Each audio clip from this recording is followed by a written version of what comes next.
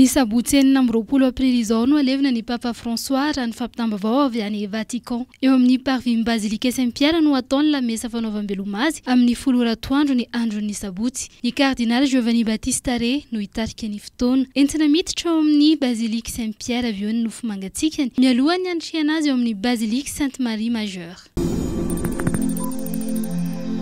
Tandro ny filaminana manodidina ny 27 no hiakatra eto Antananarivo renivohitra. Hitandro ny filaminana mandritry ny fididiana ataon'ny filoha frantsay Emmanuel Macron sy ny fionana ny tampony voamierany ranomasimbe indiana raha ny voalazan'ny Louvre ranoro maro mpitondra teny ny fiadidiana ny Repoblika omaly alatsinainy. Ankoatr'ireo hiteny an-kanja dia efa misy ihany koa ireo any amin'ny Toby ka efa vonona ny asa vetrany raha misy ilaina azy ireo hoy ny fanazavany.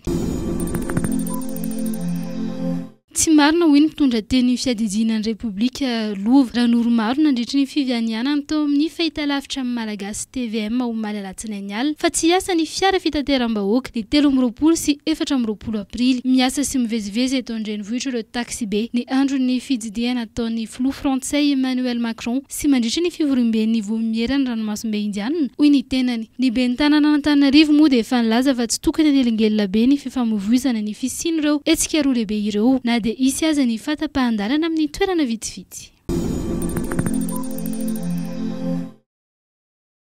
Andalo eny amin'ny akamasoa ny filoha frantsay Emmanuel Macron mandritry ny fitsidiam-panjakana ataony eto Madagasikara raha ampito fa 13 aprily mandritry ny fionana amin'ny mopera Pedro any an-toerana dia isy ny fanolorana ny famantarana ny Marboninaitra Légion d'honneur ho an'ity pretra lazarista ity. Anisan'ny manohana ny asa fanasoavana sy fanohanana ireo sahirana ataon'ny fikambanana akamasoa eto Madagasikara ny gouvernemanta frantsay. Efa tamin'ny taona 7 no notendren'ny fanjakana frantsay au chevalier de la Légion d'honneur Pierre Pedro. Marary manodidina ny 20 no nentina tao amin'ny hôpital Joseph Ravoahangy Andrenavalona nandritry ny fetin'ny Pasika ny farany herinandro lasa teo. Faty misy ahena ihany koa no voarakitra tao amin'ity hôpital ity nandritry ny andro mipasika sy ny alatsinainy mipasika. Fisotroana alkôla miopapana, fanampihozana ara-tsakafo, fikasana montena, lozam-piarakodia sy lozam-piarahamonina no akamaroan'ny antony namonjeny reto marary reto ny AGRA raha ny voalazany tompon'andraikitry ny serasera ao amin'ity hôpital ity.